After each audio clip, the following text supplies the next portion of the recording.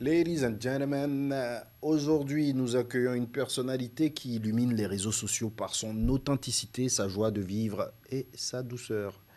Eva Schmutz, plus de 100 000 abonnés sur l'ensemble de ses réseaux sociaux, créatrice de contenu et influenceuse au Bénin, inspire par son parcours, ses valeurs, sa manière unique de raconter sa vie. Mais derrière l'écran, il y a une femme avec ses défis, avec ses rêves et ses moments de solitude. Cet entretien est une plongée dans son histoire. Bonjour Eva, Hello, comment vas-tu? ça va, on est là, Ça fait plaisir de t'avoir sur le Cotonou Boy Show. avec plaisir. Alors, qui est Eva? Qui est Eva? Parce que déjà, j'ai une petite question. Est-ce que tu sais ce que les gens disent de toi sur les réseaux, les commentaires ou les adjectifs qui reviennent le plus quand on parle de toi sur les réseaux? Est-ce que tu t'es amusé à chercher ça? J'ai fait une fois une question-réponse sur ce qu'on dit de moi Ouais. et j'ai pas reçu grand-chose. Mm. Et je pense que c'est vraiment, je sais pas si c'est de la chance ou si c'est, qu'est-ce que c'est, mais j'ai jamais vraiment entendu de ton-dit ou bien de choses négatives, si ce Ouais. n'est que bah, c'est de la positivité, Mm. c'est de la joie, Mhm. elle est toujours de bonne humeur, c'est Ouais. toujours de la bonne vibe, Mm. elle est humble, elle Mhm. est simple. Donc Mhm. voilà, c'est souvent les adjectifs qui reviennent le plus souvent. Bah, effectivement, bah, il y a authenticité, il y a la douceur, il y a joie de vivre, il y a humilité et courage. On a cherché un peu et c'est très positif tout ça. Bah écoute, ça fait plaisir d'accueillir une personnalité aussi positive. Mais revenons au début. Est-ce que tu peux te présenter pour ceux qui ne te connaissent pas? Bon, là on est sur le web, ça m'étonnerait, mais Ouais. pour ceux qui ne te connaissent pas, qui es-tu? Alors, je m'appelle Eva Schmutz, je Mm. suis créatrice de contenu depuis 6-7 ans maintenant, j'ai 25 ans et voilà, c'est à peu près ça. Je combine donc ma vie de tous les jours avec les réseaux et j'essaye de faire le juste milieu pour essayer de partager le maximum afin de paraître comme celle que je suis vraiment et de profiter de mettre des bons plans dans mes partages. Ok. Mais avant de venir au réseau, dans quel environnement as-tu grandi? Quelle enfance as-tu? Alors, de père allemand et de mère du Nigeria, j'ai grandi à Cotonou, je suis née à Cotonou, j'ai vécu à Cotonou toute ma vie Ok. et je suis allée dans une petite école française. Après, j'ai fini à Montaigne pour le bac. J'ai ensuite fait 3 ans de journalisme à ISMA en audio, je crois que c'est l'école audiovisuelle. Et de là, maintenant, bah, c'est de là que j'ai commencé les réseaux. Et Ok. j'ai commencé par partager ma vie d'étudiante, de jeune universitaire qui bah, essayait de se débrouiller tous les jours. Et je pense que c'était le fait que c'était pas très commun de ce qu'on voit des métis en général ou bien des gens qui se présentent sur les réseaux en général. Donc du coup, je pense que c'est ce qui a vraiment captivé l'attention des gens. Ouais, bah, ça me permet d'aller sur ma prochaine question. Mm. Dans la société béninoise qui est souvent marquée par des préjugés, des idées préconçues, Mhm. comment est-ce que toi tu as vécu ton métissage déjà tout au long de ta vie et avec les réseaux? C'est vraiment une question pour moi à double tranchant parce que je dis il y a le côté négatif et il y a le côté très positif. Le côté négatif, c'est que je ne ressemble pas à une béninoise. En même temps, à quoi une béninoise ressemble, mais on ne va pas dire que c'est moi. J'ai les traits très fins, voilà, je ne suis pas du tout le typique béninois qu'on peut trouver, mais j'ai jamais rien connu d'autre. En fait, moi, j'ai grandi à Cotonou, j'ai vécu à Cotonou, je parle le fond, je comprends le fond. C'est vraiment une vie tellement simple. Ouais. Et donc, du coup, me retrouver dans un milieu où on ne me croit jamais. Quand je dis que je suis béninoise, il faut que je sorte ma carte d'identité quand je suis dans des endroits publics ou bah, quand je croise tout ce qui est policier et autres. Donc, le fait qu'on me dise toujours bah, tu n'es pas chez toi, ça m'a souvent fait. Je ne saurais pas comment l'expliquer, mais ça m'a toujours. C'est comme un sentiment de rejet. Ouais. Donc, il y a ce côté-là, le côté bah, tu n'es pas d'ici. De toute manière, tu ne peux pas savoir ce qu'on vit ici. Il y a tout ce préjugé du clair, de la peau claire. Elle a une vie. Ouais, t'as une belle vie J'ai une directe en belle vie fait. en Ouais. fait. Mon père est blanc, forcément, c'est je suis à l'aise. On m'a toujours tout donné, ce qui n'a jamais été le cas. Mon père est très modeste. tout a toujours été très simple. Et donc, du coup, il y a ce côté-là.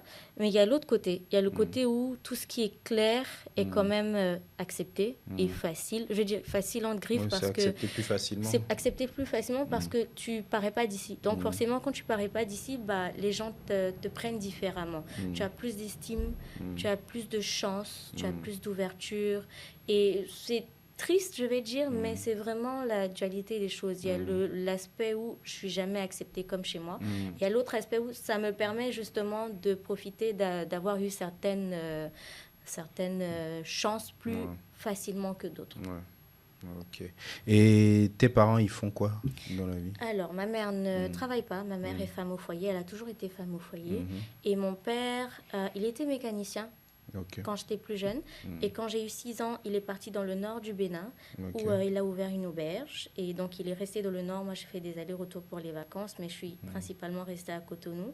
Donc, ma mère, elle est restée avec mon père, ce qui fait que moi, je suis restée très seule pour le temps que j'étais à Cotonou, parce que j'avais pas de tante, j'avais pas de dada. Mais comme on était dans un... à partir de quel âge? À partir de 12-13 ans, j'étais seule à la maison.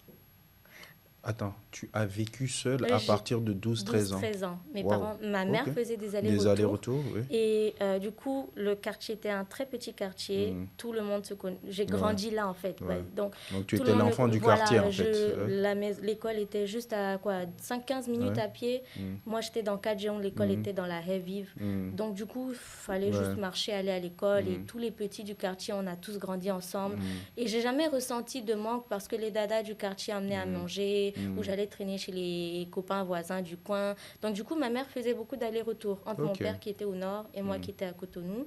Et quand j'ai eu de plus en plus, j'étais vers 16, 17, j'ai eu le bac très tôt, vers 16, 17. Là, j'ai commencé l'université et donc j'étais beaucoup plus indépendante.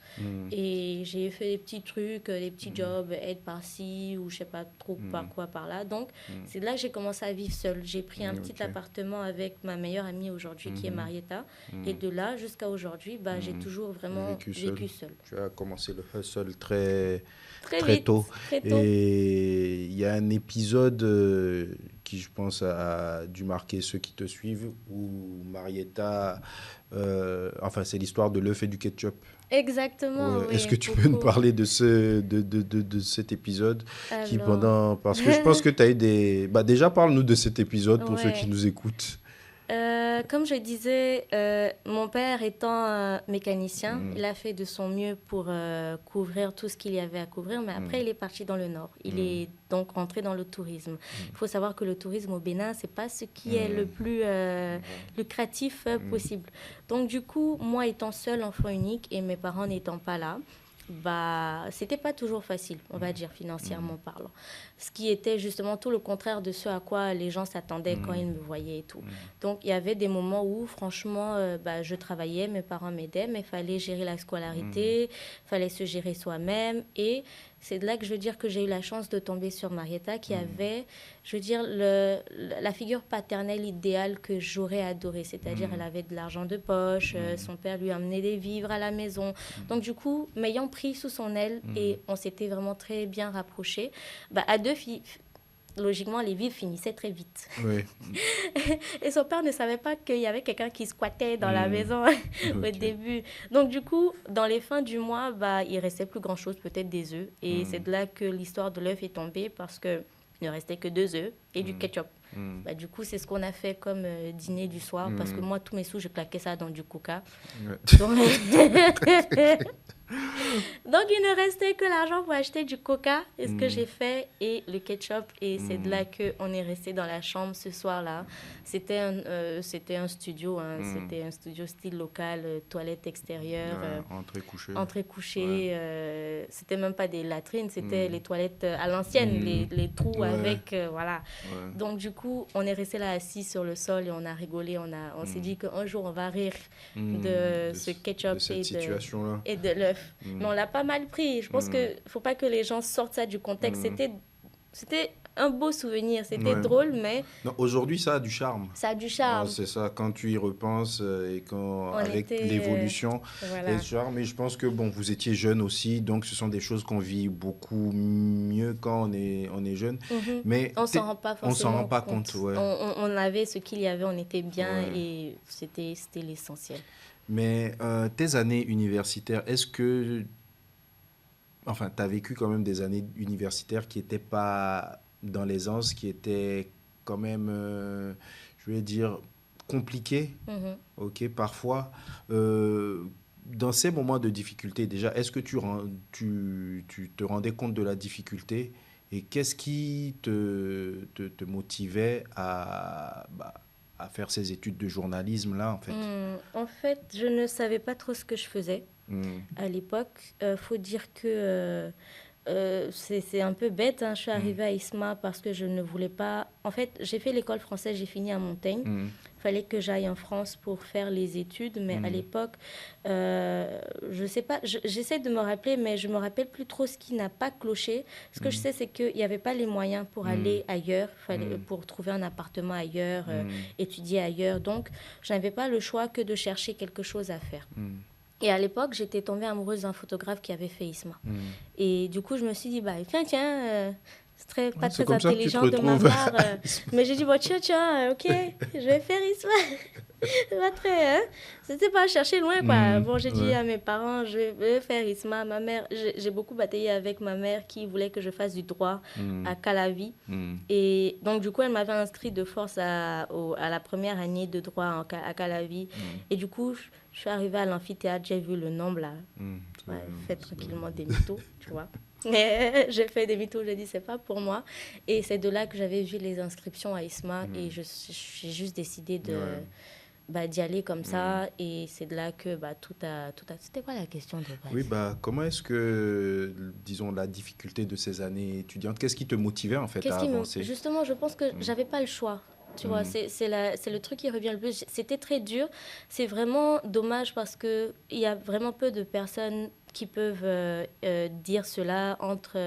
Mes parents n'étaient pas forcément au courant parce que, étant seuls et ne voulant pas forcément les mettre mal, je ne disais pas toujours que c'était dur pour moi.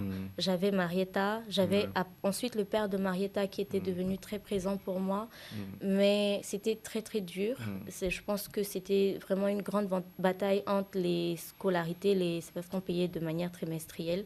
Donc du coup, il fallait lutter entre trouver assez pour régler l'université et suivre les quotidien. Cours et rentrer et aller travailler. Et j'avais déjà commencé les trucs d'Instagram, donc il fallait toujours chercher de quoi filmer, des contrats à trouver, même si c'était juste pour des échanges de marchandises, de services, entre des bouffes, des plans resto où je pouvais venir manger tranquillement et faire de la com en échange, ou tout ce qui est hygiène féminine, où il suffisait que je fasse de la com pour avoir ça en échange. Ça me permettait quand même de tenir et de gérer avec le peu de moyens que j'avais.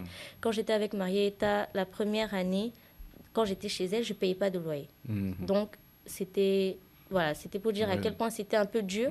Et ensuite, on a déménagé. Et c'est là que j'ai commencé à payer un loyer de 15 000 par mois. C'était un appart de 30 000 et on se partageait 15 000. Et même les 15 000, c'était dur, quoi, parce qu'il fallait tout mettre dans l'école. Et voilà, c'était très dur. Il fallait vraiment jongler. Et ça, les gens ne pouvaient pas s'imaginer que la seule métisse de l'école, justement, parce que je pense que j'étais la seule teint clair de l'école, de la génération ISMA de l'époque. Et on ne pouvait pas s'imaginer, en fait, que derrière, c'était ça ta réalité, en fait. Exactement. Ouais. Mais c'est une réalité que tu as toujours assumée et que tu as toujours montrée sur les réseaux parce qu'on a vu ton évolution. Ça fait je pense que ça doit faire un bon 5 ans, 6 ans que je te suis. Donc, de ton entrée couchée à ta colocation avec Marietta, à ton appartement maintenant avec tes chats, à ta voiture, à tes voyages. Quand toi-même tu te poses aujourd'hui et que tu regardes ce parcours, qu'est-ce que tu ressens? C'est difficile à dire. Je pense que je ne m'en rends pas forcément compte parce que c'est toujours dans la constance de continuer à faire parce que je ne peux plus revenir en arrière. Donc, je pense que je ne m'en rends pas compte. Ouais. Et si on passe une journée avec moi, ce que peut-être je vais vraiment montrer, parce qu'on voit le travail sur les réseaux, mais on ne voit pas la vie privée, vraiment, en soi. Dans la vie privée, je pense que je suis toujours restée celle qui était à l'université. Je suis très bête de nature. J'adore rigoler, j'adore ne pas me prendre la tête. Et je pense qu'en restant dans cette âme de cette personne-là, j'ai jamais ressenti... Quand je dis je ressens l'évolution dans le sens où je suis plus là où j'étais, je ne dors plus dans là où j'étais. Matériellement, Matériellement, je vois ce qu'il y a. L'évolution, oui. Mais le reste étant le même, je ne sens pas une différence. Oui. Mais est-ce que tu as toujours cette urgence aujourd'hui? Parce que j'imagine, voilà, quand tu gérais l'école, quand tu devais gérer le loyer, tu vis dans une certaine urgence où tu dois tout le temps rentrer, tout le temps rentrer. Ouais, tu es toujours dans cette urgence. C'est toujours le cas parce que ce que les gens ne savent pas, c'est que je suis seule. Je suis enfant unique. J'ai 2 demi-frères, mais en soi, je suis toujours enfant unique parce que j'ai pas vraiment grandi avec eux. J'ai pas des parents sur qui je peux dire, bah, écoute, j'ai un gros problème de 500 000 là, tu peux me dépanner. C'est moi qui dépanne. Donc, du coup, il n'y a pas quelqu'un... Je ne peux pas voir ma meilleure amie lui dire, j'ai besoin... Je vais dire que là où je suis, le loyer, la voiture, ça donne un certain coût. C'est vrai qu'à l'université, il y a un certain coût aussi. Il fallait, à l'époque, mes besoins de l'époque, il fallait toujours travailler pour les combler. C'est la même chose aujourd'hui, mais avec des besoins encore plus grands. Donc, du coup, l'urgence est encore plus grande. Et du coup, le stress est encore plus grand parce que je me dis, si je ne fais pas attention et que je rate mon coup, il n'y a personne en fait qui peut me payer mon essence dans ma voiture. Je ne vais pas me mettre sur les réseaux et dire vous pouvez faire cotisation pour moi. Je ne peux pas faire ça. Donc du coup, l'urgence est la même, le stress est le même. La seule chance que j'ai, c'est que le soutien que j'ai est resté la même depuis ISMA jusqu'à présent. Mais je ne peux pas, en fait, pour le style de vie que j'ai, me tourner vers quelqu'un, lui dire, s'il te plaît, aide-moi en cas de difficulté. Donc, du coup, il faut que je me serre la ceinture et que le hustle est le même, en fait. Il n'y a pas grand-chose qui a changé, mais on est mieux. Donc, matériellement parlant, on est plus à l'aise. Dieu merci. Et tu as travaillé pour ça. Voilà, c'est ça. Donc, et la notoriété a un prix. Quelle est la chose la plus difficile à gérer avec aujourd'hui ta popularité, surtout dans les relations soit personnelles, amoureuses ou amicales? La solitude. C'est mon plus gros problème pour être ouverte, c'est la solitude. C'est ce que ça a créé. Oui, parce que tu as dit, justement, j'ai vu, tu as dit une fois, j'ai près de 60 000 abonnés, mais il n'y a que 5 personnes à qui je parle au quotidien. Ouais. Comment tu gères cette solitude? Honnêtement, c'est dur, parce que c'est très dur. C'est vraiment dur à expliquer si on n'est pas... Parce qu'on se dit, mais en fait, tu as tout. De quoi tu te plains? Tu as des gens qui te suivent, tu as un boulot qui est bien payé, tu as un appart, tu as une voiture, mais qu'est-ce qui crée cette solitude-là? Oui, voilà, c'est la question. Parce que je me dis, bon, tu as 5 personnes qui sont qui sont Est-ce que tu penses que tu as besoin de plus? Non, j'ai tout l'amour du monde. Et je pense que c'est ce qui me met le plus mal, c'est que je ne saurais pas expliquer d'où cette solitude-là vient. Mais je sais qu'elle n'était pas là avant que ça ne prenne comme ça. Elle n'était pas autant présente il y a 5 ans. Okay. Ça a peut-être commencé il y a 2-3 ans où j'ai commencé par me dire, mais je commence par me sentir mal. Il y a des moments où je peux rester enfermée, dormir du matin au soir, juste parce que je veux éviter de sentir cette solitude-là. Et je pense que ça a commencé par se créer quand tout le monde en avance. Avant, à l'université, j'avais toujours mes proches avec moi. Les 5 personnes vivaient avec moi, limite. Et maintenant, chacun se cherche. Chacun se cherche, ouais. Mon meilleur ami est marié. Je ne vais pas pleurer chez lui quand je ne peux pas. Ma meilleure amie, elle se cherche aussi. Donc, du coup, quand elle est soit en train de construire sa famille ou avec son copain, je ne peux pas lui dire tu peux venir rester le week-end chez moi si tu es occupé. Je ne peux pas. Mon père est là, mais c'est un père. Ce n'est pas quelqu'un qui va forcément me prendre dans ses bras et me dire et ça va me combler ou me remplir. Donc, du coup, peut-être c'est à cause de ça que je me suis rempli la maison de chats, en fait, en y pensant. et de Ouais. peindre. Bon, ça fait sens. Ça fait sens, hein, tu vois. Mais tu vois, cette question de solitude est très présente chez les créateurs de contenu. On en parle de plus en plus. Hmm, J'ai même vu une étude récente qui date de septembre 2024, qui disait que les créateurs de contenu ressentent les symptômes soit du burn-out, soit de vivre des dépressions, dépression. notamment ceux sur des plateformes vidéo, Oui, Instagram ou TikTok. oui. Selon toi, qu'est-ce qui pourrait expliquer ça en fait? Est-ce que c'est le fait d'avoir une grosse communauté dans ton téléphone à qui tu peux parler, avec qui tu ressens les interactions, et une fois que tu déposes le téléphone, tu te retrouves seul dans ton appart? Est-ce que ce serait ça, ou est-ce que c'est que tu ressens un amour virtuel que tu... Je sais pas. Selon Je- toi, c'est quoi? honnêtement, est-ce qu'il y a une réponse? Hmm. Je pense que c'est justement le fait de ne pas savoir Hmm. qui tourne vraiment la tête parce que Hmm. je peux comprendre de ce point de vue-là, mais moi, de mon point de vue, j'ai une communauté virtuelle, c'est vrai, j'ai Hmm. de l'amour, Hmm. mais il suffit que je poste, est-ce que au moins 5 personnes peuvent venir rester avec moi Ouais. aujourd'hui, Wow. que j'ai 5 filles j'aime pas dire des abonnés, mais j'ai Hmm. 5 personnes qui me suivent au quotidien, qui Hmm. peuvent me dire, tu viens chez moi, Hmm. je viens, Ouais. j'amène quoi? Hmm. C'est tellement humain, Hmm. c'est pas virtuel en fait, Ouais. ce qui se passe sur ma page en fait. Donc du coup, ce n'est pas ça, parce que je sais qu'à tout moment, s'il s'agit d'hommes comme de femmes, je Hmm. pourrais avoir de la présence. Hmm. Donc c'est pas la présence qui Qui manque, manque, que ce ouais. soit du côté réel, donc mes amis, sachant que si je leur dis, même s'ils sont occupés, j'ai besoin de toi aujourd'hui, je vais Hmm. trouver quelqu'un. Hmm. Mais c'est dur à expliquer. Hmm.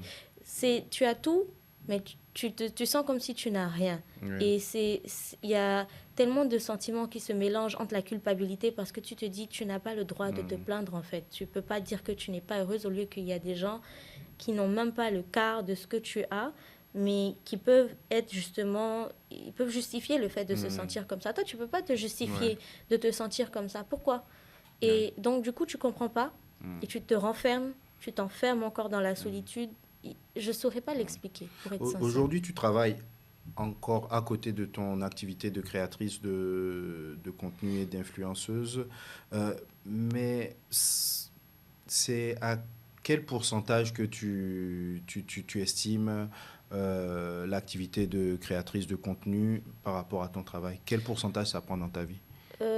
Donc, avant, je travaillais je suis là où je travaille actuellement, ça va faire 4 ans, je pense, 4 5 ans. Mm. Et donc, pendant 3 ans, Mm. c'est seulement l'année passée que je suis passée à 4 jours. J'ai travaillé 6 jours sur 7, Ok. tous les jours. Mm. Et donc, et c'est littéralement tous les jours. Ouais. Et je n'avais que samedi de repos, je pense. Et donc, je dirais que le boulot était vraiment 80%. Ok. Et l'Insta et le reste, c'était 20%. Ok. Mais je faisais de mon maximum pour que les 20% fassent comme si, en fait, je n'avais Ouais. pas de 80%. Ouais. Du coup, c'était un burn-out continuel parce qu'il fallait gérer entre le boulot et la création de contenu. Mais je ne sais pas si c'est de la chance, mais je suis tombée sur un boulot qui répond à mes caprices. Est-ce que c'est des caprices, mais mes besoins? Parce que pendant 4 ans, je travaille que du soir. Et donc, du coup, j'avais toute la matinée de libre qui me permettait de créer ce qu'il fallait créer. Ouais. J'avais de la lumière, j'avais tout. Et le soir, je pouvais travailler tranquillement. Et même au boulot, les gens sachant déjà ce que je fais, m'accompagnaient et me permettaient de créer du contenu même au boulot. Ok. Et ça a continué jusqu'à présent. Et donc, ce n'est qu'au moment où mon père a décidé de ne voulait plus repartir, j'ai vu qu'il se sentait très bien ici, que j'ai dit à ma boss et au boulot à la maison, écoutez, je suis dans un burn-out, je veux partir. Et là, je crois que j'étais tellement mal que j'ai dit que j'allais démissionner. J'ai déposé la démission. J'ai déposé la démission après un mois. J'ai fait, Est-ce que c'est écoutez, sûr? j'ai fait une erreur. Prenez-moi. J'ai fait une erreur. Pardonnez. Et donc, Prenez-moi du coup, comme une petite s'il sœur. vous plaît, Ça, hein? s'il vous plaît. Ouais. Et du coup, ma boss en a rigolé. Elle m'a dit, écoute, on sait, de toute manière, t'inquiète, mais la seule condition, c'est juste que je veux maintenant passer à 4 jours. Et donc, du coup, je suis à temps partiel, ce qui me permet d'être tellement plus relax. Parce Et que de j'ai vivre un peu. voilà, j'ai 4 jours de travail. Maintenant, je dirais que c'est vraiment 50-50. Ouais. Parce que quand même, le boulot, c'est ce qui est safe. Ouais. Mais la création de contenu, c'est ma passion. Et donc, ça me permet maintenant encore mieux de gérer les deux. Mais quelles sont les pressions que tu rencontres au quotidien dans ton activité de créatrice de contenu? Pression ou les challenges? Challenge, le premier, c'est, tu sais, quand on parle de contenu engageant. Ça fait 25 ans que je suis à Cotonou, j'ai l'impression d'avoir tout fait. Et j'ai peur et je me dis, mais qu'est-ce que les gens vont aimer voir sans que ça ne déraille de ma personnalité? Je n'ai pas envie de faire du buzz. J'ai pas envie forcément de me promener en maillot toute la journée. C'est pas le genre d'attention que je recherche. Et donc, du coup, qu'est-ce qui serait intéressant, en fait, à créer qui me permettrait aux gens de continuer de me suivre au quotidien? Tu vois, ça, c'est ma peur la plus grande. Parce que je pense que c'est tout la crainte ou c'est tout la réalisation que j'ai eue quand je suis allée en Côte d'Ivoire. C'est que en Côte d'Ivoire, tout était nouveau, tu vois. Il suffisait que j'aille dans un resto et j'ai une nouvelle création, j'ai une nouvelle chose à faire. Il suffisait que j'aille dormir le soir et même l'appartement où j'étais était nouveau et puis j'avais du contenu. Ça déclenchait ton inspiration. Exactement, mais je suis à Cotonou, j'ai déjà tout fait. Qu'est-ce qu'on veut voir encore? Côte d'Ivoire, Djabi, Kali, tu vois. Et du coup, la crainte quotidienne, c'est est-ce que je vais les perdre? Est-ce que s'ils continuent de me voir tout le temps vivre ma vie de quelqu'un lambda, je vais au boulot, je rentre, j'ai mes amis, pas de gars, il n'y a pas de buzz, il n'y a pas de... Voilà, j'ai pas... Bon, de temps en temps, il y a des gars, mais tu ne nous montres pas les gars. Non, tu montres une main, vraiment, un dîner. c'est dur, hein. Le gourmet privé est mieux que le gourmet public. Tu partages pas tes gourmets sur les réseaux. Non. Non, on va assez de problèmes comme ça, on va pas rajouter, tu vois. Non, mais donc du coup, voilà. Donc on va peut-être en venir en question de vie personnelle, mais...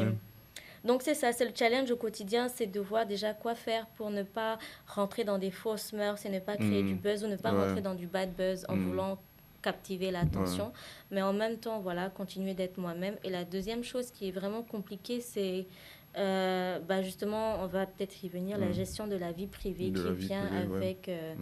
la popularité sur les réseaux parce qu'en soit, il y a la création de contenu que je trouve que c'est un travail. J'adore créer du contenu. Je pense que je vous dis, on ne s'est pas disputé à regarder ma caméra. Oui, parce qu'elle avait sa caméra. Elle voulait caméras. se filmer en train d'être filmée. Oui, ça peut être intéressant de mon point de vue. Ouais. Non, c'était super intéressant, mais bon, techniquement, c'est compliqué. Je pense que c'était un peu compliqué techniquement. Donc, du coup, de là est venue la popularité et c'est de la popularité saine. C'est-à-dire, c'est pas quelque chose d'obsessionnel. C'est pas... J'ai jamais eu d'obsession. J'ai jamais eu de commentaires négatifs en soit. Ce que je vois que les autres influenceurs vivent sur les réseaux, j'ai jamais vécu ça. Du coup, voilà, il y a le fait de gérer la vie privée parce que, bon...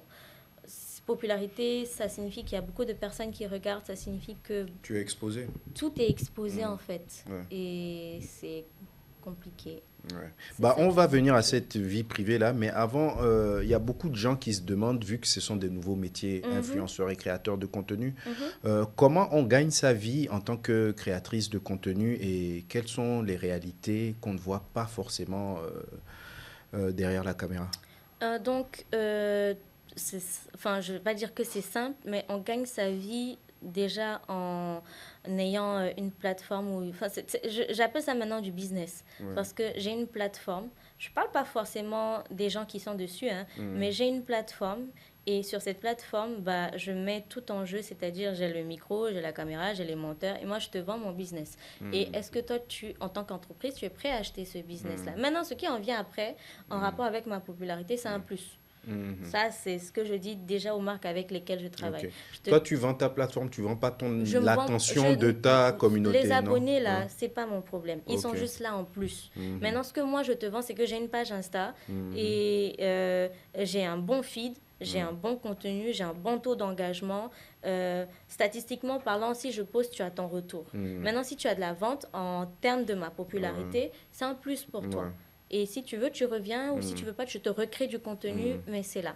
Donc, du coup, en fait, c'est de là que est venu le terme entreprise de tout ce qui est création de contenu et de comment moi, je gagne mon argent. Et je gagne mon argent parce qu'il y a des marques qui ont besoin de contenu. Et donc, moi, je leur vends ce contenu et je suis payée en retour. Et c'est vraiment cet échange-là. Et au début, c'était un échange de services. Maintenant, c'est devenu un échange financier. Et c'est juste simplement comme ça. OK. Big up à M. Christin, le cerveau. Le cerveau. Le cerveau. Et c'est lui, en fait... Il est dur en négociation, ton manager, là. Et c'est pour ça, parce que moi, je suis douce, tu vois. Au début, ça serait resté beaucoup d'échanges de services. et beaucoup de sommes minimes. Parce qu'en soit, j'ai mon boulot, hein, moi, ça fait 4 ans que je travaille, donc disons 2 ans j'étais à l'université. Dès que j'ai fini l'université, j'ai commencé à travailler, donc j'avais un salaire. Donc du coup, les réseaux, je ne les voyais pas vraiment comme une source de revenus. Une source de revenus comme ça que je peux pomper, tu vois, tu poses le cachet. C'est Christin qui a dit, mais c'est quoi 20 000? Comment ça? Mais 100 000, j'ai dit 100 000. 100 000 pour ça, tu es sûr? Je vais perdre tout le monde. Il dit non. Et c'est là qu'on a vraiment transformé ça en entreprise et en quelque chose de lucratif, quoi. Ouais. Mais tu sais, aujourd'hui, les influenceurs, pour moi, c'est les nouvelles rockstars. Et en termes de business, ça correspond beaucoup à ce qui se passe au niveau des artistes, en fait. Aujourd'hui, un influenceur ou un créateur de contenu, s'il veut faire une carrière, il faut qu'il soit entouré. Il faut qu'il fasse, bien évidemment, attention à son branding. Il faut qu'il propose tout le temps du contenu. Et un influenceur ou un créateur de contenu a des fans et signe des autographes. C'est que ce sont les nouvelles rockstars de notre époque. Et je vais faire un petit arrêt sur Christin. Qu'est-ce que Christin a apporté dans ta vie? Tout. Déjà, Christin, c'est son manager. Si vous, il ne veut pas dire manager, il est partenaire. Oui, son partenaire, ton meilleur ami aussi. C'est mon meilleur ami, voilà. Et vous travaillez ensemble depuis combien de temps? Depuis maintenant 6 ans. J'ai commencé l'université, j'ai fait quoi? J'ai fait 3 ans d'université. Je l'ai rencontré vers la fin, donc quand j'ai vraiment commencé Insta. Et donc, ça va faire... Et depuis le début, le début... Quand ça a commencé à être lucratif, au début c'était juste pour le fun, 2 ans d'université, comme ça on partageait, mais après quand j'ai commencé par faire des échanges de services, il n'était même pas dans le milieu en fait. Et donc du coup c'était très bizarre. Et on s'est rencontrés comme ça au hasard parce que il travaillait, il vivait à côté de l'université où je travaillais, moi j'y allais tous les jours. Et je pense qu'il a commencé par me suivre sur Facebook. Et ce que les gens ont du mal à croire, il n'y a jamais rien eu. Déjà, il n'y a rien. C'est tellement bizarre que... Ça existe des amitiés saines en fait. Ça, je sais que ça existe. En tout cas, amitié fille-garçon, je sais que ça existe parce que j'en ai. Et du coup, on n'a jamais été dans ce sens-là. Donc, il m'a accompagnée comme une petite sœur. Et du coup... j'ai eu toute la protection d'un grand frère que je n'ai jamais eu. Et de là, il a commencé par être mon bulldog, parce que c'est de là que ça a commencé. Il m'a dit, mais tiens, écoute, tu aimes ça? Je dis, oui, j'aime ça. Et moi, je ne connais rien dans ce milieu, mais je sais au moins tout ce qui est entrepreneur. C'est-à-dire, je travaille dans une entreprise, je sais ce qui est impôt, je sais ce qui est contrat, ce que toi, tu ne sais pas du tout. Je dis, oui, mais moi, je sais ce qui est création de contenu. Donc, on se met d'accord. Et tu me coaches parce que je suis jeune, je suis encore je peux partir à gauche, je peux partir à droite et j'ai besoin de quelqu'un qui, n'ayant pas de figure... En fait. Mon père est là, mais il est dans le nord. Ce qui fait que je n'ai pas de figure homme. Comment je vais dire ça? Je n'ai pas un homme qui me permettait de me rediriger, de me dire attention, ça c'est pas bon, attention ça. Et j'ai trouvé ça en Christin en fait.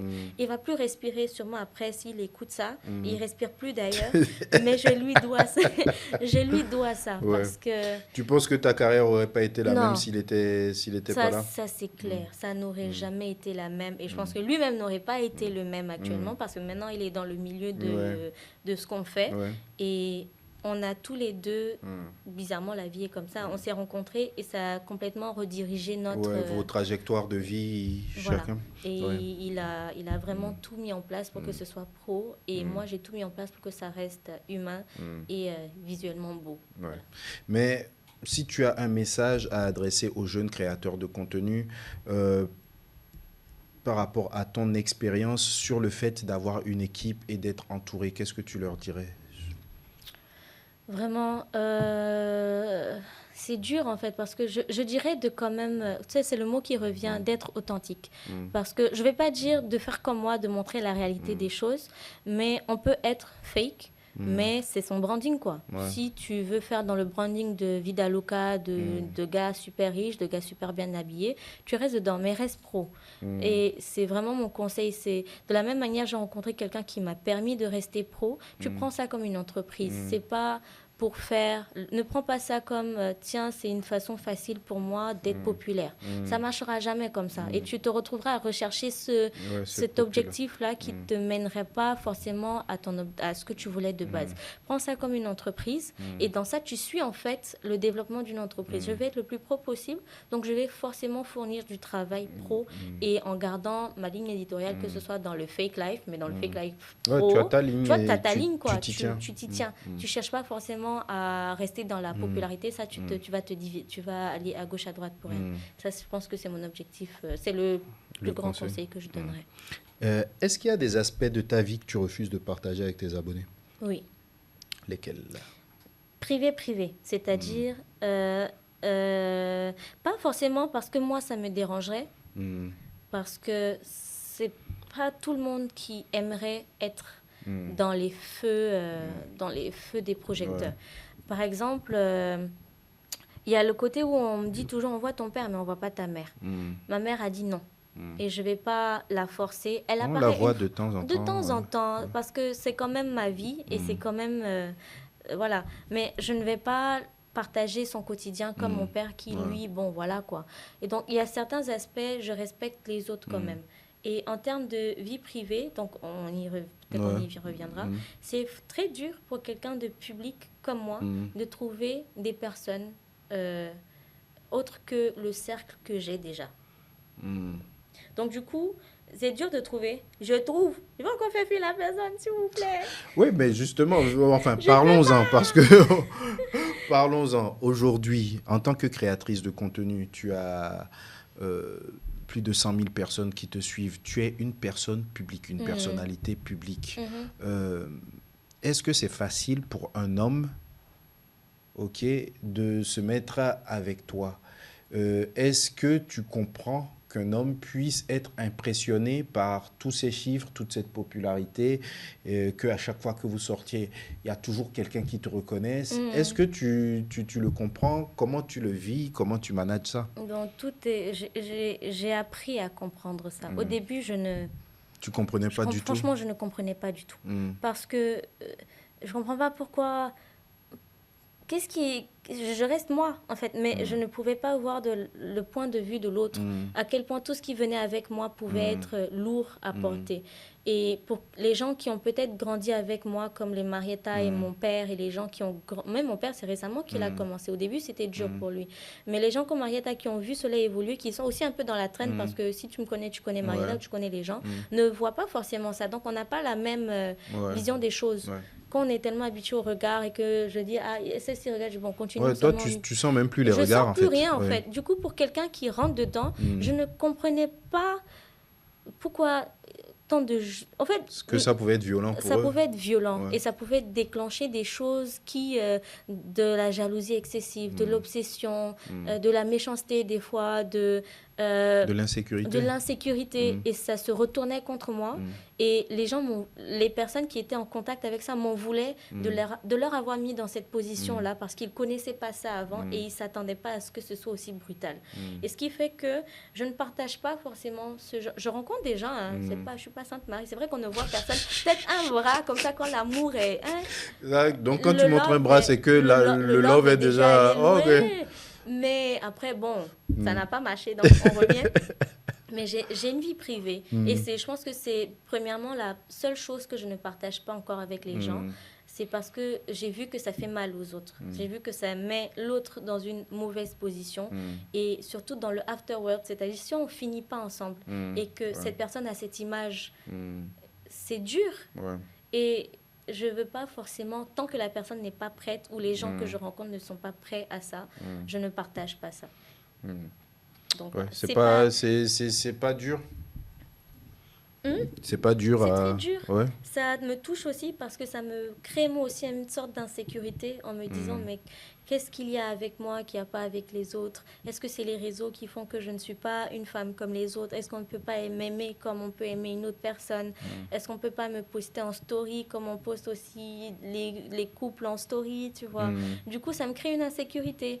Ça me fait me poser des questions en tête. Est-ce qu'il voit quelqu'un d'autre? Est-ce qu'il a peut-être peur Est-ce qu'il n'assume pas? Est-ce qu'il n'assume pas? Est-ce qu'il a peut-être peur que je le poste pour que d'autres personnes viennent vers moi et me disent bah écoute, je connais, c'est quelqu'un avec qui je parle.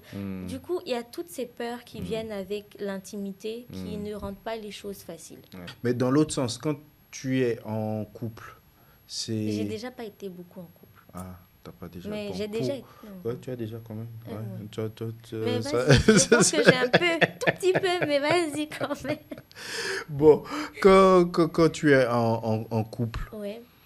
pour toi, c'est quoi la pire expérience de couple générée par les réseaux? Ce que je veux dire, le plus mauvais impact Qu'il y a eu qu'il y ait eu dans ta vie de couple, mais dû au réseau ou dû à ton activité de créatrice de contenu. jalousie des deux Ouais. côtés. Jalousie parce que premièrement, il faut que si un homme me fréquente, qu'il ait vraiment, mais Il faut qu'il ait le cœur. Hein. vraiment confiance en lui, quoi. Parce que entre les centaines de messages de je t'aime, tu es belle, waouh, et lui qui est là, et des centaines. Parce que je dis une fois que j'aime les fleurs, tous les jours j'ai 5 petits bouquets. Je vais pas montrer tous les jours des bouquets, mais j'ai des Ouais. bouquets tous les jours. Et donc, du coup, il se dit, mais qu'est-ce que je peux encore apporter à cette go qu'elle n'a pas? Donc, ça crée de Ouais. l'insécurité en Ouais. lui. Et moi aussi, ça me crée de l'insécurité parce que je me dis, mais qu'est-ce que j'ai en fait qui ne le satisfait pas et il ne peut pas avoir confiance en moi en fait? Qu'est-ce que je dois faire? Je peux pas. J'ai déjà été avec une personne qui m'a demandé si je pouvais un jour me retirer des réseaux. Je lui ai dit sincèrement non. Je peux pas et ça crée de la distance.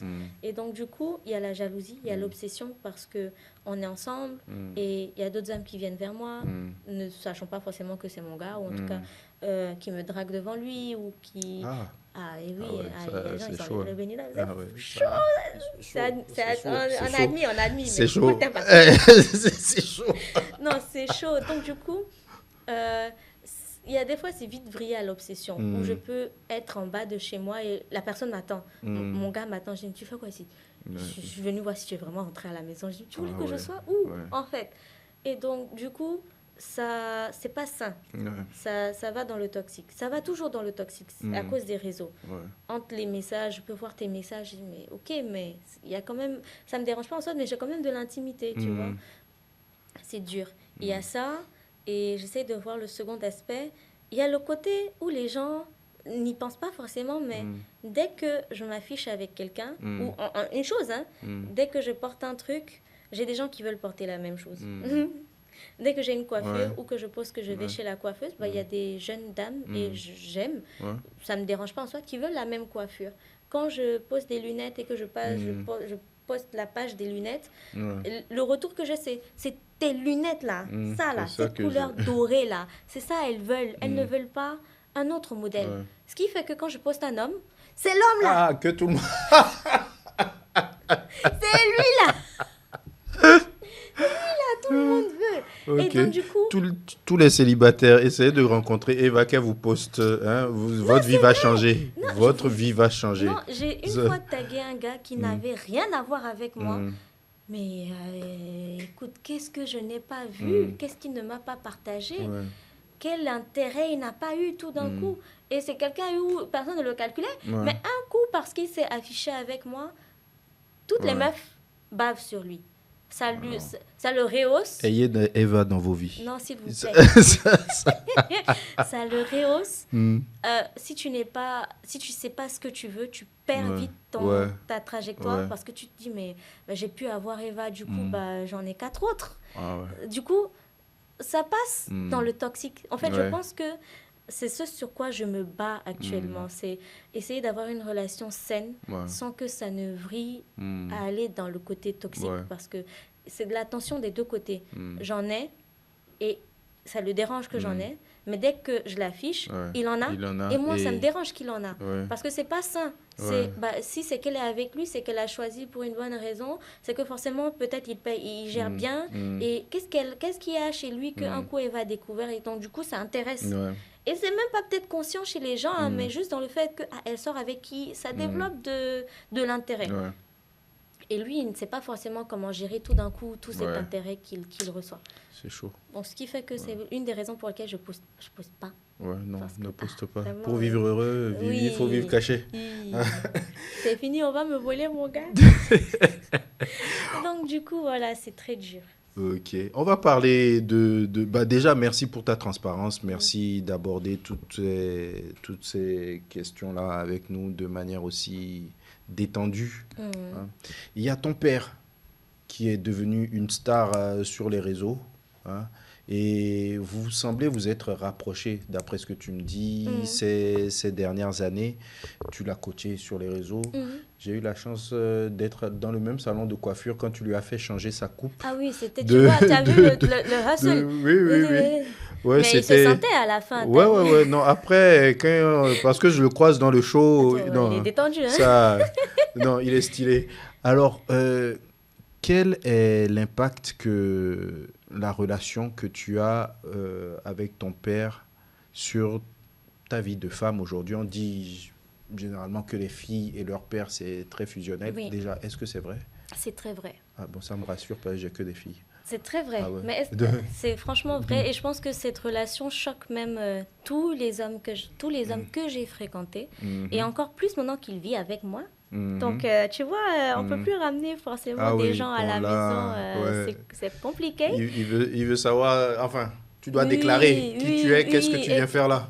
Donc, mon père et moi, on n'a pas eu une relation comme tout le monde. Déjà, quand j'ai eu 6 ans, il est parti dans le nord. Mhm, Et il n'est pas parti dans n'importe quel nord, il est parti dans la brousse. Genre, mhm, il est allé dans le fin fond de je sais pas quoi, mais mhm, il n'y a pas de réseau, il n'y a pas de courant, mhm, il n'y a rien. C'est comme on voit dans les mhm. films, Ouais. comment on dit? Les films stéréotypés Mhm. africains où c'est Ouais, des ouais, cabanes, tu ouais. vois. Donc du coup, il est parti là-bas, pas de réseau. Moi, j'avais 6 ans à peine, je commençais à peine à Mhm, commencer à vraiment à développer mhm, mon langage. C'est pour ça, on me dit, il te parle en allemand, tu parles pas en français. C'est parce que quand j'ai commencé à parler, j'ai assimilé quand il me parle, je comprends. mhm. Mais quand je devais commencer maintenant Non, à ah, m'exprimer, ouais, il n'était plus là. ouais. Je n'avais plus quelqu'un avec qui parler de l'allemand couramment parce qu'il m'appelait une seule fois dans la semaine. Depuis que Mhm, j'ai 6 ans, jusqu'à ce que j'en ai eu, là j'en ai 25, il est venu il y a 1 an et demi maintenant, jusqu'à ce que j'en avais 22, 21. On s'appelait qu'une seule fois dans la semaine. Et je m'accrochais à cet appel. mhm. Il fallait qu'il fasse 48 kilomètres, je sais plus, mais il fallait qu'il fasse au moins 2 heures de route aller-retour pour un coup de Waouh. téléphone. Et il pouvait y aller, il monte dans la montagne, et des fois, il n'y a pas le réseau. Donc, le gars peut faire tout ce chemin-là, aller, ne pas réussir à m'appeler, ou m'appeler, ça sonne, Mhm, je n'entends pas, et il mhm, repart. mhm, Donc, du coup, on se tenait à mhm, un coup d'appel par mhm, semaine, et c'est jusqu'à présent. Donc, ça devait faire 15 ans ou 12, je suis plus sûre, mhm. 12 15 ans, qui n'était pas venu à Cotonou, en Ouais. fait, me voir Mhm. physiquement. Physiquement, Donc, waouh. moi, j'allais chez lui, Ouais. peut-être une fois tous les 3 4 ans, juste comme ça, et je reviens parce que je ne pouvais pas m'absenter Mhm, de mon boulot, je ne pouvais pas rester là où il n'y a pas le réseau, c'était trop dur. Et donc, du coup, bah, il voyait pas mon évolution mhm, physique. mhm, Et je suis allée quand j'étais dans l'adolescence, j'étais fine comme ça, toute mhm, maigre. mhm, Et un coup, je suis allée une mhm, fois parce que j'étais allée pour un trip avec Benin Trip, un truc de mhm. com et tout. Et je suis allée le voir 1 heure parce qu'on est passé par le Ah village. ouais, ouais. Et j'ai dit, s'il vous plaît, je Mhm, veux le voir. Il m'a vu, j'ai pris de la faim, il m'a dit, mhm. c'est qui ça? C'est moi. Il dit, tu es grosse. Tu es grosse. Je dis, mais comment je suis grosse? C'est quoi ces fesses-là? Donc, du coup, tellement qu'on n'était pas physique, Mhm, qu'il ne savait même pas qui mhm. j'étais quand je suis arrivée le voir. Ouais, Il savait que c'était moi, ouais, mais ouais. ça n'avait rien à voir avec la Mhm, fille qu'il a laissée mhm, quand il est parti. Et donc, du coup, il est venu une fois me voir dans mon ancien appartement. Je n'avais qu'une chambre. mhm, Et il n'était pas revenu à Cotonou depuis 15 ans. mhm. Donc, du coup, il n'avait aucune idée de Ouais. ce que moi j'ai vécu tout ce temps ici, ce n'est qu'au téléphone. Et il y avait des fois, je ne pouvais pas lui dire que j'étais trop mal. Je ne Mhm, pouvais pas lui dire ça va pas. Je dis oui, ça va, et raconte-moi toi ta semaine. Et on se donnait des updates comme ouais, ça. excuse-moi de t'interrompre. Oui, dis-moi. Euh, je sais pas les raisons pour lesquelles il est parti et tout. Financier. Toi, tu l'as vécu comment en fait J'ai pas cette absence? réalisé. T'as pas réalisé? Non, en Donc je vrai, pense que ça c'est une grande chance que tu as dans non, ta j'ai vie en pas, en fait. vrai, j'ai Ouais. pas réalisé. Bien sûr, c'était dur, dans le Mhm, sens où il y a les trucs d'école, ou même des deux côtés, hein, mais mhm, j'ai jamais fêté de Noël parce que mhm, mes parents n'étaient jamais là. mhm, Du coup, on ne fête pas Noël, je fête pas Noël. mhm, Moi, je sais pas c'est quoi Noël. C'est pas bizarre. Ça commençait à être bizarre quand, dans l'âge adulte, bah, je voyais les gens s'extasier pour mhm, Noël. Ah, ah, la famille. Je dis, Ouais, on va m'appeler, moi. Moi, je rentre chez moi, on doit m'appeler. Mon père m'appelait peut-être au Nouvel An et à Noël, mais j'ai pas eu les trucs communs de famille où on se met tous ensemble, on mange, on va au resto. Quand j'avais avant 6 ans, oui. Mais lui, il pensait faire une bonne affaire et aller dans le Nord et nous mettre mieux, financièrement parlant. Ça n'a pas forcément marché. Et donc, du coup, ça l'a beaucoup impacté. Et moi, pour ne pas l'impacter encore plus, je faisais... comment on dit le français là? Je faisais mine que ça allait bien pour moi. Et c'était pas forcément toujours le cas. Et donc, du coup, c'est quand il est venu à Cotonou. Donc, ça faisait 15 ans qu'il n'était pas venu. Donc, là où j'ai vécu, là où je dormais, là où j'allais, mon entrée-couche, il n'avait aucune idée, moi, de ce que je vivais au quotidien. Et je pouvais lui en parler, mais je ne pouvais pas lui donner des détails comme « Ah, il n'y a pas de toilette. » Et donc, du coup, on restait en contact. Et quand il est venu à Cotonou, je pense que c'était le moment où j'ai fait un burn-out, où j'allais vraiment mal. Et ça, c'est l'une des choses que je regrette parce que là, j'essaye vraiment de partager au quotidien. J'ai tellement prôné la joie de vivre que je me sens mal si je me poste en train... déjà, de ma personnalité, je suis trop fière pour me poster en train de pleurer. Mais ça m'est déjà arrivé de tellement pleurer à chaudes larmes que j'avais envie de soutien. Et je ne pouvais pas forcément partager ça avec mes gens parce qu'on va me dire, mais elle était heureuse, donc d'où vient ce soudain? Et donc, c'est ce côté aussi que je me suis refusée à partager avec mes abonnés, que j'essaye de plus en plus aujourd'hui de montrer le mal-être et la solitude et la dépression et des trucs comme ça. Donc, j'ai eu cette phase où j'étais tellement mal que je ne fonctionnais plus au boulot, ça se voyait, je sais même pas comment ça ne se voyait pas sur les réseaux, mais je n'arrivais plus à fonctionner dans le truc quotidien de tous les jours. Et donc, du coup, il s'est dit, je suis en train de perdre ma fille, il y a un truc qui ne va pas. Et ça m'a surprise, il est venu. Et il a fait quelques mois, c'était la première fois où il était venu, je pense que j'ai partagé ça, il est parti. Et j'ai dit, ok, je déménage. Si j'ai pu le faire venir une fois, je peux encore le faire venir, mais cette fois-ci, il faut que je sois dans les meilleures conditions. Et j'ai bougé, j'ai pris un appartement, 2 chambres, une chambre pour lui et une chambre pour moi, où je me suis dit peut-être il allait faire des allers-retours. Mais le temps où il était venu, il n'y avait pas assez de temps pour qu'il découvre cet aspect de... On restait à la maison, on profitait pour être ensemble, mais on n'était pas vraiment sortis en public comme ça. Et il avait à peine fait 2 semaines, je pense. Donc, ce n'était pas suffisant pour qu'il se rende compte de... Mais il a déjà vu là où je vivais. Il était impressionné par mon appartement, par mon boulot. C'est comme ça, je suis désolée, je n'ai pas pu t'aider comme je le voulais. Je dis non, je gère. Donc, tu vois. Et donc, il est revenu.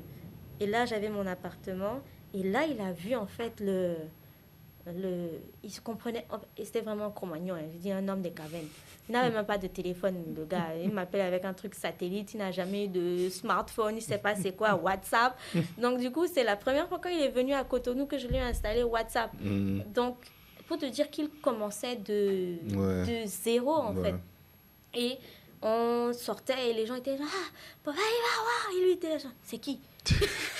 Il veut quoi, lui? Il est sur le Zem. Il m'appelle. Il y a quelqu'un qui me suit, Eva. Il me prend en vidéo, là. Je dis, t'inquiète, c'est rien. Salut, le petit. Papa, Eva. Donc, il est sur le Zem. Et le mec comprend pas pourquoi. Il y a 5 personnes qui lui font comme ça. Qui lui disent, ah, c'est vous, le papa. Donc, il me dit, mais Eva, qu'est-ce que c'est? Je lui dis, écoute, papa, je suis une star. Hein. Je te l'ai pas dit, mais en fait, bon... les trucs qu'on fait que, voilà, quoi, on me connaît, c'est le boulot. Il dit, c'est comment c'est le boulot? Tu vis la vie d'Aloca. Je dis non, tu vis la fake life là. Comment tu vis normalement? Parce que je vis normalement. Mais l'attention que les gens peuvent me porter peuvent... Il comprend pas d'où ça vient en fait. Faire comme si en fait moi je faisais, genre je visais je pop le champagne, c'est la vie, comme si tu popes le champagne. Bon, ça, je pop pas le champagne, mais pourquoi les gens réagissent comme si tu partages de l'argent aux gens? Et je dis, mais écoute, tu vas apprendre à comprendre d'où ça vient. Et donc, petit à petit, il a appris tout ça. Et on n'a pas une relation père-fille, mais on a eu une relation de 2 personnes qui ne se connaissaient pas. Parce que c'est maintenant qu'on apprend à se connaître. C'est maintenant qu'il voit comment je suis quand je suis en colère, comment je suis quand je suis amoureuse. Et moi, c'est maintenant que je commence à voir comment il est quand il est comme ça. Parce qu'au téléphone, tu ne ressens pas forcément ces sentiments. Donc, la relation est différente. Et qu'est-ce que le développement de cette relation, à ce moment précis de ta vie, t'apporte? C'est vraiment mélangé, hein, parce qu'au début, ça m'apportait beaucoup de bien. Mais maintenant on s'est habitué l'un à l'autre, faut savoir que ça ne matche pas toujours. Ouais.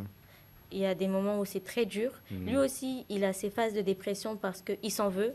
Il s'en veut de ne pas avoir forcément été là pour moi. Il s'en veut du fait que ça a engendré le fait que malgré que je sois populaire, je sois mal parce qu'on vit ensemble. Du coup, il est le premier à voir Ouais, quand ça ne va pas. Ouais. Et il ne sait pas forcément comment Quoi faire. gérer.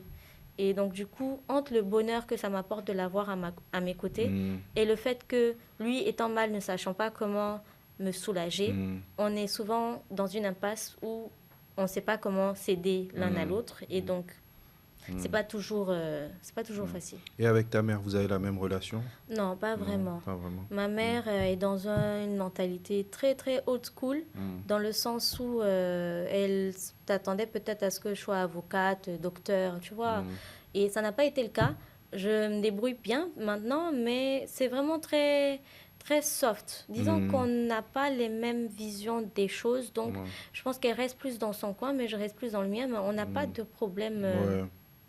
Juste qu'on n'a pas les mêmes... On reste mère-fille, mais on Ouais. n'a pas les mêmes visions des choses. Ok, d'accord. Bah, écoute, c'est le moment de l'entretien. On va faire un petit jeu, Oui. le jeu de l'influence. Mhm. Je vais te proposer des options. Tu me diras ce que tu choisis. D'accord. Alors, le dilemme numéro 1, Mhm.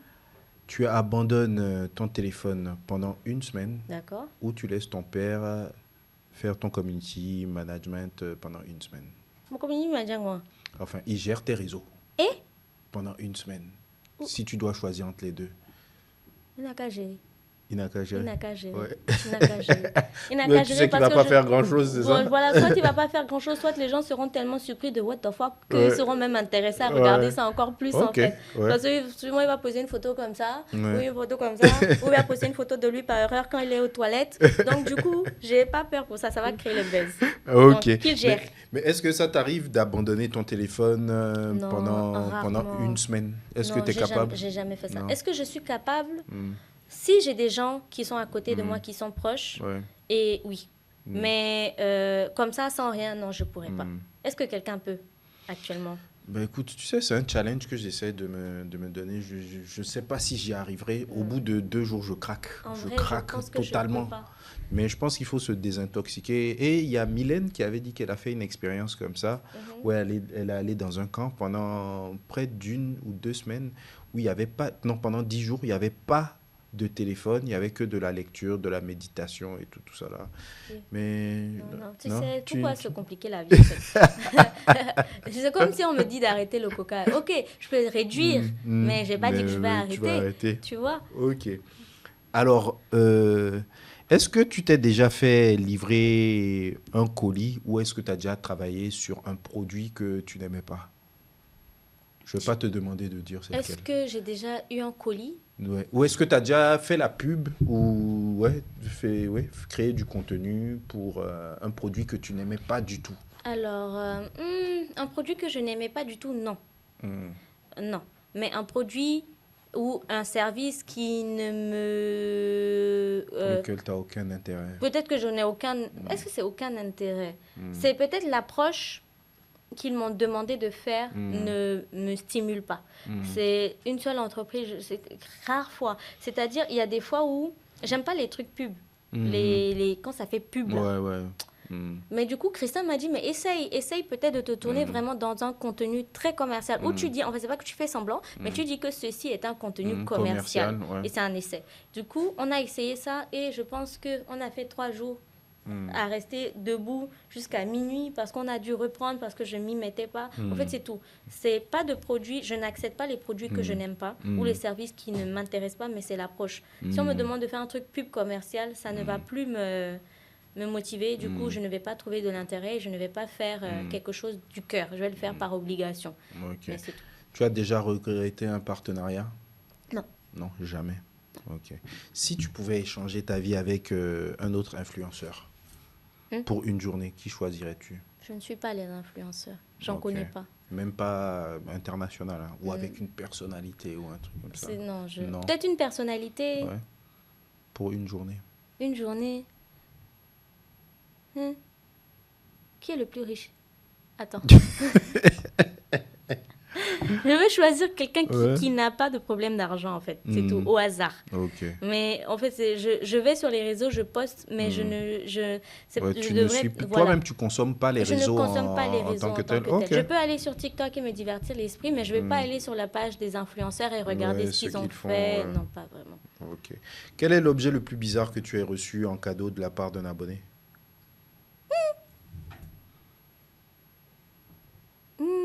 Est-ce que je dirais que c'est bizarre?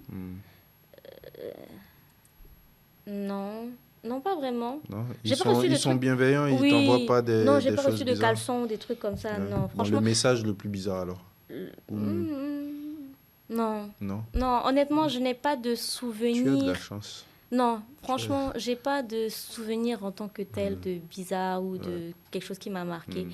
Non, j'ai eu que des trucs adorables, bien travaillés. Je crois que j'ai eu un bouquet de la première photo que j'ai prise sur mon Insta, jusqu'avec mes évolutions les plus importantes pour moi jusqu'à présent. C'était un bouquet de photos et c'était le plus touchant que j'ai eu. Mais en termes de bizarrerie, c'est beau, ça. Non. Je pense que mes abonnés sont plus inquiets pour moi du fait que justement, je partage un peu trop ma vie. Parce que j'ai eu 2 trucs qui m'ont vraiment marqué, mais c'était pas bizarre, c'était très bienveillant. J'ai posté ma voiture, je pense, avant-hier. On s'est toujours étonné, mais pourquoi tu poses ton modèle de voiture? Je dis, mais c'est une voiture, tu tapes, tu vois le prix. C'est pas un truc que tu peux cacher, en fait. Et puis, ma plaque, oui, j'essaie de cacher ma plaque, mais je crois que j'ai fait une photo où j'ai mis un sticker, mais j'ai pas vraiment fait attention. Et je pense qu'on peut deviner. On peut deviner. Du coup, je crois que j'en ai reçu des 10. Ah non, ma chérie, c'est dangereux, fais attention. Mais moi, j'ai pas réalisé ça comme ça, parce que je me dis, même si tu vois ma plaque, en dehors de me reconnaître sur la route, qu'est-ce que tu veux faire? Tu veux voler ma voiture avec ma plaque? Tu veux mettre ça sur Internet? Tu peux faire quoi, en fait?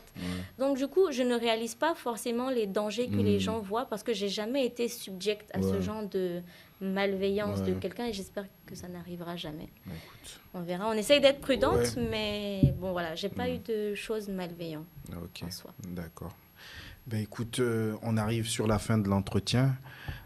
Si tu pouvais parler à la Eva d'il y a 10 ans, celle qui était encore loin de la notoriété, loin de tout ce système dans lequel, que tu veuilles ou pas, tu es en train d'évoluer, cette personne que tu es en train de devenir, qu'est-ce que tu lui dirais? Je lui dirais que déjà très tôt, de commencer à travailler sur la solitude. C'est la première chose qui me vient en tête.